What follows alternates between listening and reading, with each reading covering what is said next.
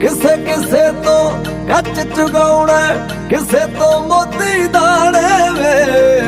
ਵਾਵਾ ਰਮਜ਼ ਫਕੀਰਾ ਤੇਰੀ ਤੇਰੀਆਂ ਤੂੰ ਹੀ ਓ ਜਾਣੇ। ਵਾਵਾ ਰਮਜ਼ ਫਕੀਰਾ ਤੇਰੀ ਤੇਰੀਆਂ ਤੂੰ ਹੀ ਓ ਜਾਣੇ।